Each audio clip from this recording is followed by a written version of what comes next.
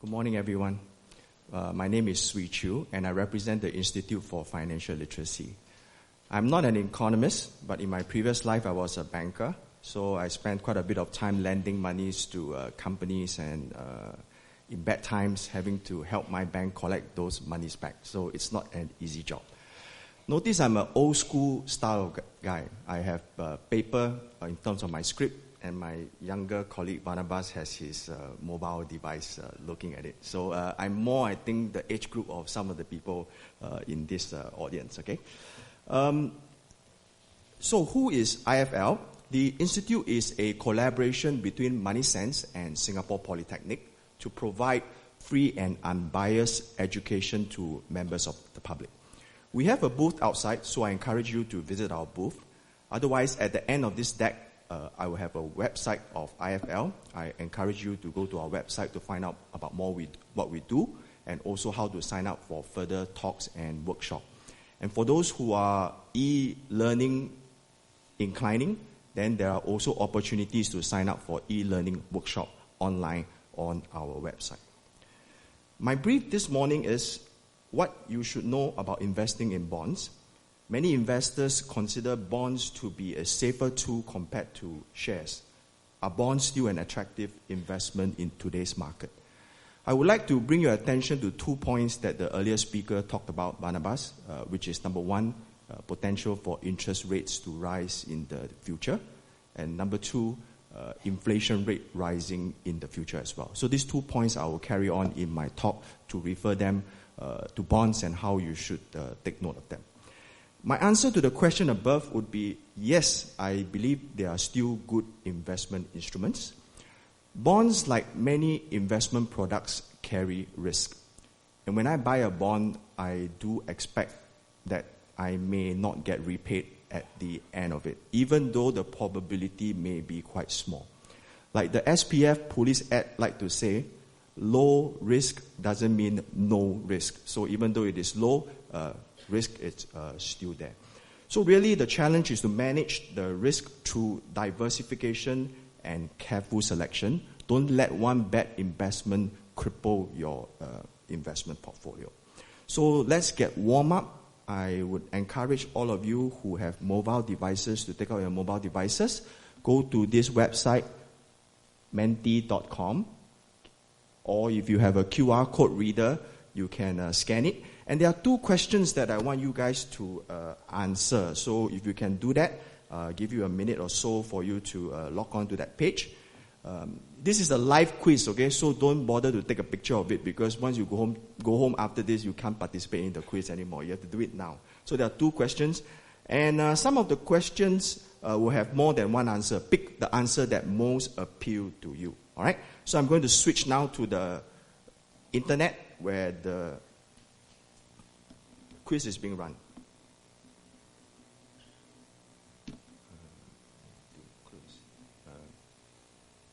How do I switch to the internet? Alternate?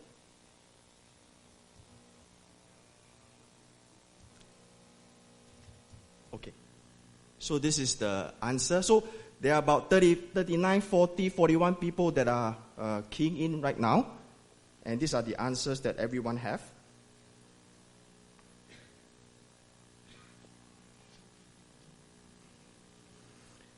So quite a few of you have not invested in bonds, I can see, but also an equal number that have invested in bonds. Some more sophisticated ones have gone to ETF and some in bond funds.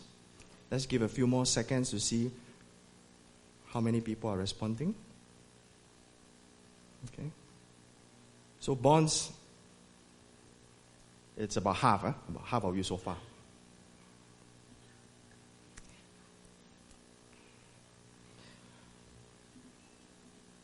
Okay, I think you get the picture here in terms of the numbers of people who are invested in bonds and in bond funds. I'm going to cut this question now and move on to the second question, okay? Okay, so these are the people who have now answered the second question. If you have 20,000 now, and you need to pay this 20,000 in 3 years' time for your son's wedding, For those who are younger and have no children or very, very young children, just think about the down payment for your HDB flat. The result is the same. Where would you invest the money? So I see quite a high proportion are putting it in deposits, and some of you in Singapore savings bonds. So fixed deposit and Singapore savings bonds are what we consider to be low risk and no risk option. So these two are very safe options, and people who are putting monies there probably want to make sure that in 3 years' time they still have the principal intact to pay for their children's wedding. How about the people who are putting it in bonds and dividend yielding shares, right? So these are the people perhaps with other capital, they have other savings, and they have a higher risk appetite, and they don't mind to, take a bit more risk. In case anything happened to their principal of the 20,000, they still have other savings that they can rely on. So they're taking it into a higher risk investment options. So by asking these questions and the answers that you guys put in, it means that whenever you're talking about investing, even for bonds, go back to basic and ask yourself, what is your objective? Can you afford to risk that capital? And answer that question accordingly, and then you will be able to decide which investment instrument is relevant for you. Okay, so let me now move on to the talk itself. Okay, so let's go back to basic. What is a bond? So a bond is essentially a security. A bond and fixed income, they are synonymous. A security, a debt instrument issued by a borrower. This borrower can be a government, like Singapore government. It can be a corporate or any other institution. And by issuing this bond, the issuer promised to pay a regular stream of interest income in the form of a coupon. And upon maturity, if the issuer hasn't defaulted, the bonds will be redeemed at their face value. In the old days where bonds were in physical copy, like this, the face value is essentially the amount written on the front of the bond, okay? And that's why it's called face value. And the interest income essentially is the little coupons that are attached to the physical bond where you tear it out and then you go and exchange with the agent for interest income. So that's why the word is called coupon. Nowadays, there's no more physical copy of the bond, so we are doing it electronically, but we have still kept the terms face value and coupon. So coupon refers to the interest income you receive, and face value essentially is the nominal amount written on the face of the bond, or the nominal amount that you will get repaid back upon maturity. Why do people invest in bonds? The most important reason for many of us, it's because it generates a passive income. Bonds in Singapore typically pay interest twice a year. So you imagine you have a bond that pays interest in January and June, another one that pays February and July, and then another one that pays March and August, and so on and so forth. You get the picture that you will be able to create an income stream for the entire year. If the income every month is enough to pay for your expenses, then you are very fortunate because you would have achieved what we normally call financial independence.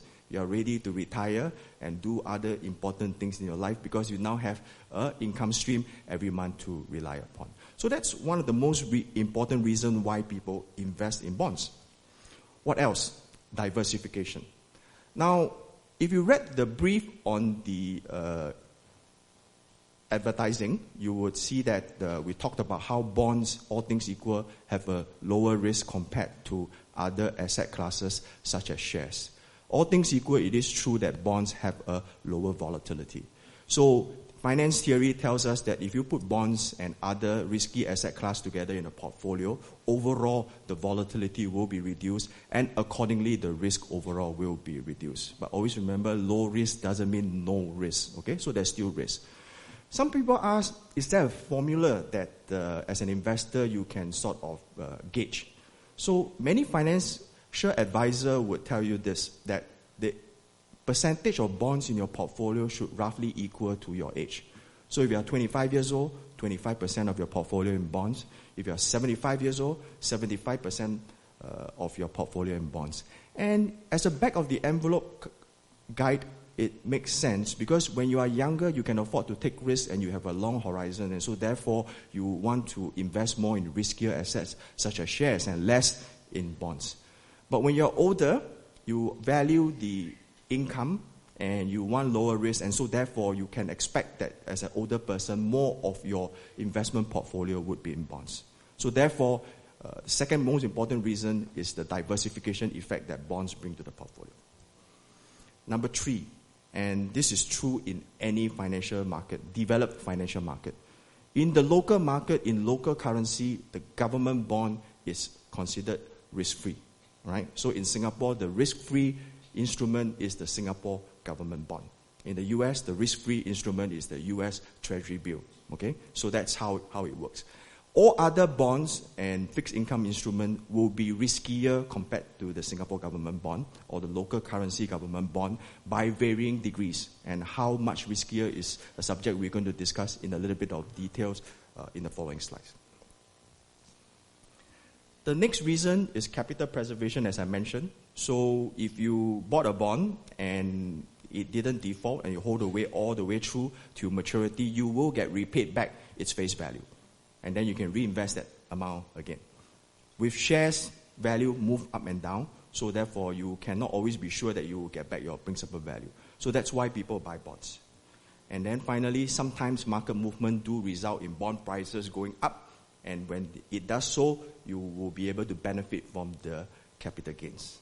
Some of you are taking pictures. The webcast will be presented on the website of SIAS. All the slides will be there. Are there any risks? Of course. And these are the textbook risks that you're going to see. The first most important one is this: default or credit risk. Those of you who have lent money to friends and other people will know the most important thing about lending money to other people is what? Being able to be repaid back. So that is the key and most important risk when you are looking at investing in bonds. You've got to make sure that the issuer is in a position to repay back its principal. The next risk has to be interest rate. And bond prices and interest rate moves in opposite direction. It has to do with the concept of opportunity cost. So when interest rate goes up, you expect that bond prices will drop. Just like when interest rate drop, you expect that bond prices will go up. So what Barnabas mentioned earlier about potentially interest rate going up in the future, you have to start be thinking that potentially the bonds that you hold will or may drop in value. So you always move in opposite direction. It's probably quite intuitive that the longer the maturity, the 1% change in interest rate, the more the price will fall because there are many more coupons that are at risk. So the longer the maturity, the more sensitive it is to changes in interest rate. We will talk about this concept a little bit more further down the slides. The next important thing is inflation risk. Again, Barnabas mentioned this earlier. And why is it a risk for bonds? Unlike shares or other risky asset classes that are able to price in inflation risk over time, bonds, most bonds we are talking about pay a fixed coupon. So if it pays 3% coupon for the next 10 years, it will pay 3% for the next 10 years. So your inflation rate goes up, and if the inflation rate exceeds the coupon rate of your bond, then potentially your investment will lose purchasing power over time, or so to speak, lose value over time. So you have to be quite cognizant about the fact that bonds are not a very good inflation hedge. The next risk has to do with liquidity, which means to say when you want to sell the bonds, is there anyone there who want to buy it from you? When there's only seller and there's no buyer, what does it mean to the price? It will drop, right? When there are very few sellers and many buyers, the price will go up. So liquidity is affected by supply and demand. And because bonds, for most people, they tend to hold to maturity, maybe not so many people are outselling. And for certain category of bonds, which I'll talk about later, called wholesale bonds, they are transacted over the counter, a bit harder to get a good price to sell. So therefore, the liquidity is also potentially lower. Then there are other risks which are not so critical in our discussion today, but nonetheless equally important. Has to do with specific terms and conditions of the bonds. Your coupon that you get back, you may not be able to reinvest it at the yield that you are looking at. And finally, if you do foreign currency bonds, then you must expect that fluctuation in foreign currencies will affect the value and the repayments that you get from the foreign currency bonds. What are the types of bonds in the market? The most basic one is the Singapore government bond and the Singapore savings bond as a subset of that. In your goodie bag, there will be a brochure in different languages on the Singapore savings bond. Later on, at the end of the deck, I will show you the website whereby you can go and find out more information about the Singapore savings bond. Next are the riskier bonds issued by corporates and other institutions. And in this category, there are two types. One is retail, whereby the denomination is smaller, as small as $1,000 per bond, and is widely available to retail investors. You can buy and sell them on the stock exchange. To issue a retail bond, the issuer needs to have a fairly long period of marketing, lodge a prospectus with MAS, so it becomes widely known and analyzed. Whereas for wholesale bonds, they tend to target institutionals and accredited investors, those with a bit more money, the high net worth, private banking type. And wholesale bonds can be marketed very quickly. Within 2 or 3 days, sometimes they can close an issue. And they are traded over the counter. And so therefore, you have to call various brokers to get prices for these bonds. So there are wholesale bonds, and then there are retail bonds. There are new regulation by MAS called the seasoning framework and the exempt issuer framework that potentially can make wholesale bonds easier to be accessible by retail investors. So these two group of bonds, which is a bigger market, the wholesale bond is a much bigger market. There are something like close to 2,000 different bonds in this market, whereas the retail bond, if you go to the SGX website, you'll probably find about 1 dozen or so. So in terms of supply and demand, it's quite different. Then there are fixed maturity bond, which is most of the bonds we are talking about, okay, with 10 years, 5 years, 7 years, 3 years. It expires, and then at the end of the maturity, and then you get redeemed your principal back. There's a specific category which is called perpetual bond, which means there's no maturity date. But usually the perpetual bonds will have a call date whereby after 3 or 5 years, the issuer will have the right to call back or to redeem the bond. Okay? And in the market today, I think like High Flux has a perpetual bond in issue. After that, then there are others, subordinated bonds, zero coupon bonds, floating rate notes. They are less relevant in the retail market, so I would not go into great amount of detail, and I'll move on. How do you assess whether a riskier bond is good to buy or not? Most basic is to rely on credit rating. And credit ratings, you have to look at credit ratings by very big international rating agencies, such as Moody's, Standard & Poor's, and the European one, Fitch. So they give ratings to bond issues, starting from the highest category, which is AAA, all the way down to CCC, and then single C, single D. By definition, all investment above BBB grade are considered investment grade or high quality bonds. Those that are below BBB grade, the BB, CCC, and all that, are considered non-investment grade, high yield, or speculative. So this is how you divide up the bond universe. Singapore government is in the AAA. So we are one of very few countries and issuers that are still having that AAA rating. One of very few. I think can count with maybe 2 hands, okay? And the banks in Singapore, the local banks, are all in the AA minus category. So this is how you differentiate the issuers. Good rating would typically mean that the issuer's coupon or interest rate is lower. You're good and creditworthy, so therefore you pay less to issue your bond. If you are not so good and not so creditworthy, then you have to pay more to issue a bond. So you know that a high yield or high interest comes with what? High risk. Okay? High return comes with high risk. If life was only so simple, many bonds, especially those in Singapore, are not rated. So therefore, because they are not rated, you don't have a credit rating, and you need to really do more analysis, like fundamental analysis, study the financial statements. And many bonds, retail bonds in particular, will have a product highlight sheet. Later I'll talk about it, whereby it highlights to you the key risks of the issuer and the suitability for a certain investor class. There's a time lag between the credit rating and when you see it. And when there's a time lag, it's always not a good news. And in particular, back in the crisis years of the Asian financial crisis and the global financial crisis in 2008, the credit rating of a company or issuer can change very, very quickly. Okay?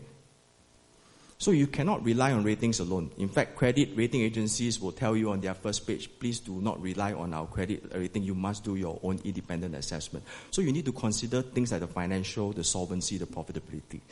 And an important thing is also the track record of the issuer.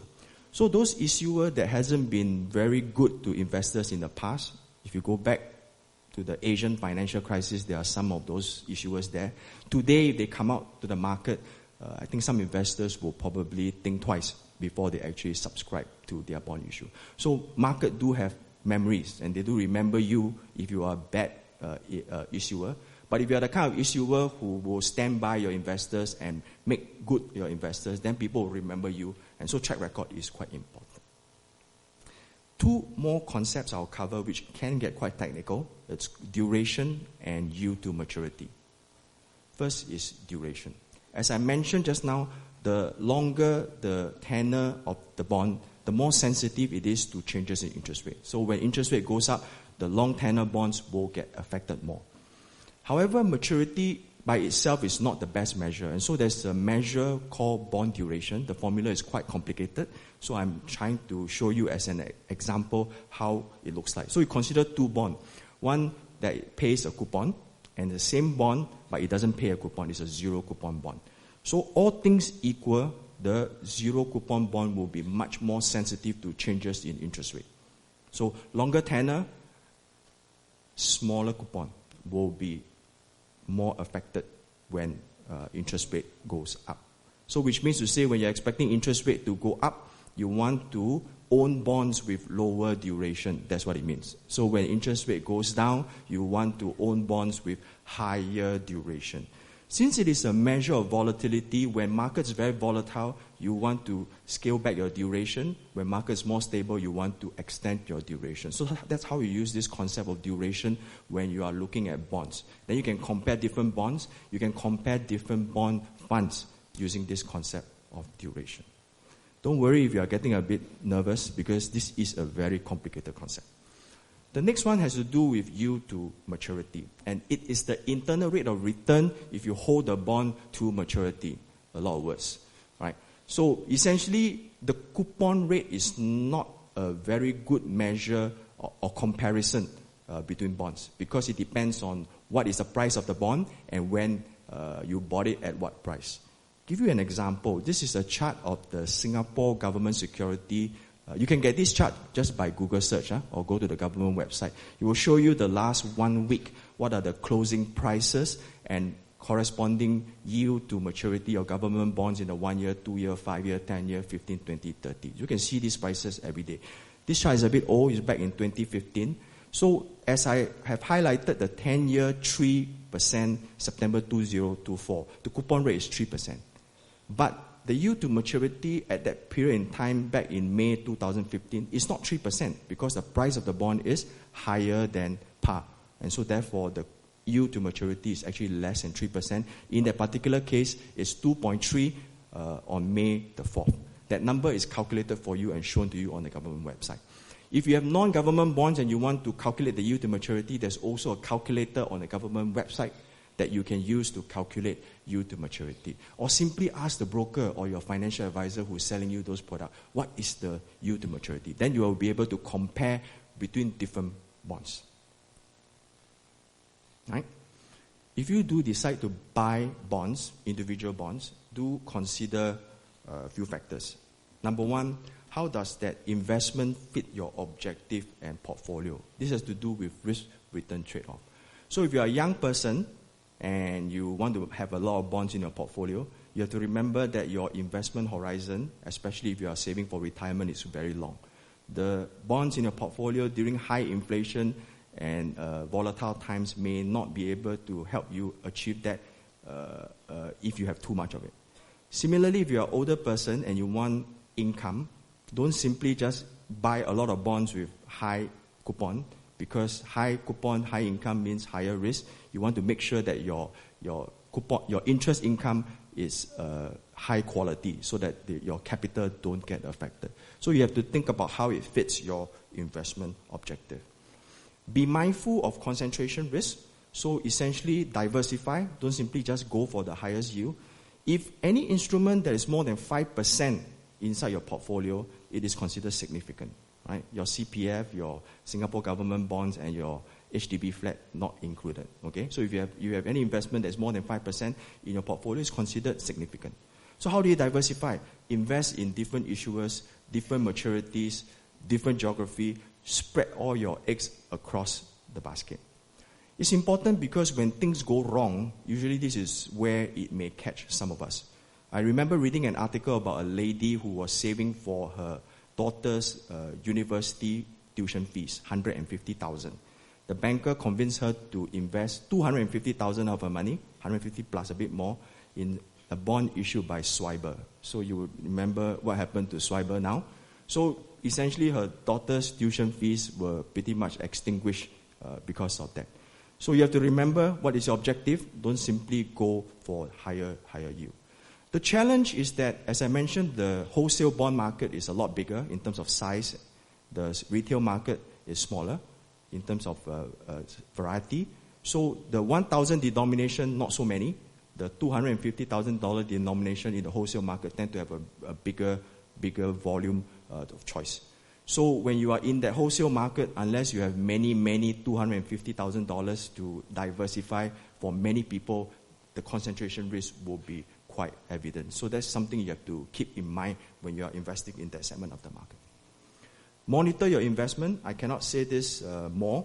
After you buy a bond, make sure that you continue to keep track of its development. Any negative news in the industry, any negative news about the issuer, potentially maybe the issuer may have defaulted. Why or how does issuer go into this sort of difficult situation? First and foremost, they simply run out of money. So the company, because of bad trading conditions, have no more money left to pay you back in terms of a bondholder, so they default. Second one could be that the poor trading conditions result in them potentially breaching some covenants or financial covenants. So they come to you and say, please modify those covenants so that I will not be in breach. Or number three, they expect that going forward times will remain tough and in the future they may not have money to pay you back. So they are coming to you now to say, can you extend the maturity? So typically when borrowers are in default, you go into what we call restructuring. And restructuring can be a very messy process, very long tenor and long period. Typically it will involve converting some of your bond into equity. So you convert some of your bond holdings into shares of the company. You may have to extend the maturity profile. Okay, one company like ASL Marine recently have asked their shareholders to extend the maturity profile. You may have to get shareholders to put in more money. A white knight may be prepared to put more money in, but then they would have to bring in their demands as well. And finally, simply liquidate the company. And that would be the worst case scenario because liquidating and selling its asset to pay shareholders and bondholders and other creditors are not so simple. So what do you do when things go south? Get organized. That's very important. If you live in a condominium with MCST, you will know that voting is a very contentious issue sometimes. And in some MCST meeting, nobody shows up because nobody is interested in those issues. So getting hold of bond investors together to make choices and decisions is quite important. So get organized. Approach the trustee.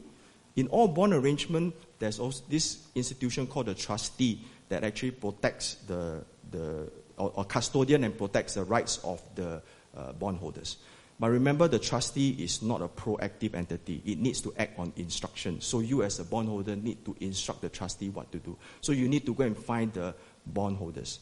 May not be so easy to do in some of the cases. In the West, most bonds are primarily held by institutional shareholders, bondholders. So therefore, it's easier to find them and they have the resources and expertise to make decisions. Here in Asia, and in particular in Singapore, we have a lot of retail and private banking type customers, individuals. Harder to gather individuals together that don't necessarily have the expertise and the resources to make choices and decisions. Everybody's interest is different.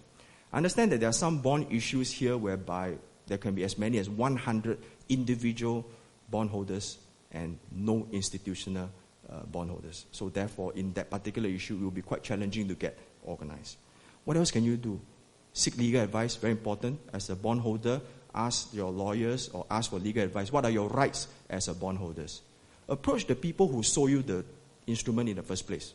Ask your financial advisor. Go and ask the institution that arranged the bond issue.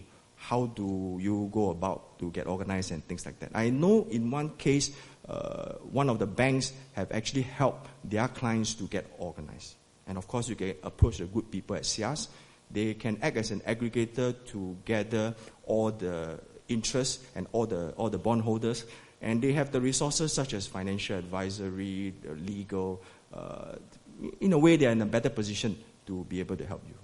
Anything else? Yes, if you have been paying attention to how your bond has been performing, maybe you should just simply exit, sell it and get out.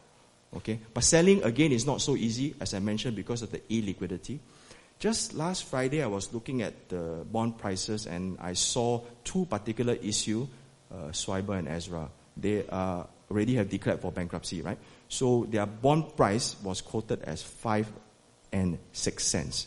For a while, I thought I was looking at their coupon. No, their bond price is 5 or 6 cents on the dollar. So potentially you may, at this point in time, only get back that amount. But of course, this has to be done quite early. So you want to be the first few people to start thinking that they are bad news. So you remember back in a few years ago, there were very bad news afflicting Olam and Noble, right? In those cases, their bond prices were affected very early on. Of course, these two companies are still around and trading okay. But if you want to get out, then you need to make sure that you do so early when the negative news first filtered in. Individual bonds are too risky. So how? Buy Singapore savings bond. They are risk-free. Okay? Risk-free. There's only two categories of assets that are risk-free in Singapore. CPF and this one. Why? Because CPF monies are invested in Singapore government bonds. So why do people buy Singapore government bond? Number one is safe. Number two is long-term. So the pricing structure or the interest rate structure is based on the prevailing 10-year interest rate at that point of time. So if you subscribe and you hold for 10 years, then the interest rate all throughout the next 10 years is known to you. Don't have to worry about rolling over and renewing. It is flexible. If you need the money, you don't have to hold for 10 years. Any 1 month, you can choose to redeem and get out. Okay? The interest rates are all known. And this is quite important. You don't sell this bond. You cannot sell this bond. You get back your money by redeeming. And the word redeem means you get back your principal amount. So you always get back your principal amount when you redeem the bond. So that's the flexibility of this particular investment. How do you buy? First, you need to have a CDP account, and a CDP account that links to your bank account so that the bank coupon directly credited into your bank account. Then you must bank account with 3 banks, the 3 local banks, and you subscribe through the 3 local banks. Don't go to the counter. You do it through the ATMs, and I understand all 3 local banks now have internet banking access, so you can subscribe through internet banking. It only costs you $2 to subscribe, and $2 if you want to redeem, okay, prematurely. So every month, the issue will open at the beginning of the month, and the issue period will stretch more or less through the rest of the month, and you will close at the end of the month. So if you want to sell, you are also, redeem, you will also have that couple of weeks within the month to redeem, and then you get your new bond or you get your monies back the following month. Okay? The thing to remember about bonds is that every day you hold on to that bond, the interest that accrues up to the day you redeem it belongs to you. Okay, so that's quite important. Minimum amount to subscribe $500. Maximum amount for any issue $50,000. In total, you cannot have more than $100,000 of these bonds. So they are quite flexible and quite easy to subscribe. There is a brochure inside your goodie bag. Do take a look at it. Barnabas showed you a list of all the 10-year bond rates. Right now it's about 2.2, 2.3. Now, if you redeem very early on, like the first few months or the first year interest rate is about 1%, and then it steps up accordingly. So the longer you hold, the closer you will get to that 10-year interest rate. Too low, you say? buy individual bond too risky, you say, then how? Then you look at collective schemes. Right? Collective schemes are like unit trusts such as bond funds will be able to take monies from many shareholders, many investors, and then they'll invest in different category of funds. Right? And they're actively managed, which means that the fund manager that will make all the decisions on your behalf, where to invest, how to buy, diversify over the entire portfolio. Lower capital outlay, most unit trusts, $1,000 you can buy into it. Provides diversification. Of course, because someone is actively managing it, the cost is also higher. So you expect to pay management fees annually on top of the sales charge that you pay upfront. So when financial markets are volatile or returns are low, this higher cost can potentially eat up the return that you get from your investment. So how? Right? Then look at another category of bond funds called the exchange traded fund. So this is relatively new, gaining a lot of currency in like recent couple of years.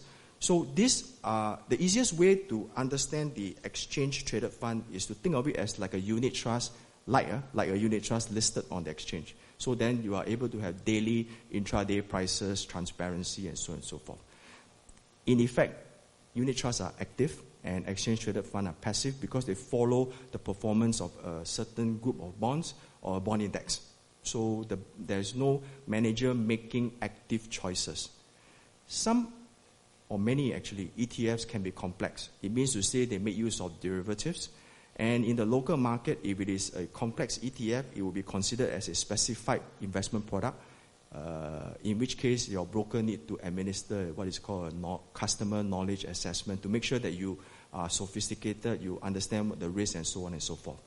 If you invest in the lower, more simple type of ETF, they will be in the excluded investment product. Those, yes, any individuals can buy, just like you can buy retail bonds and shares on the stock exchange. So if not sure, ask your broker. If I compare individual bonds on one side and bond funds ETF on the other side, how does it look like? In terms of liquidity, individual bonds tend to be less liquid, especially when interest rates are going up, right? And on the other side, bond funds, at least theoretically, the bond fund manager makes a price every day. So therefore, every day you should be able to redeem at the net asset value that's being published. But you won't know the price until the following day or two after, because the price is always determined at the end of the day. In terms of expenses, on the individual side, whenever you buy a bond, you have to pay brokerage fees. That I think you are quite familiar. CDP is free, so you don't have any administrative charges.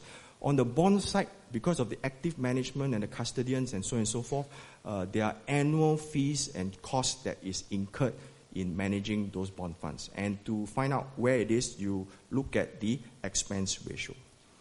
Now, individual bond funds are unable, or individual bonds are unable to allow you to diversify easily because of the value of each bond, whereas bond funds allows you to diversify and participate using a small amount of capital. Individual bonds, you hold till maturity, you will get back your principal unless they default. Whereas bond funds, because the bonds are replaced actively by the bond fund manager, the price that you sell your bond fund at may not be equal to the original price that you pay for. So that's the main difference.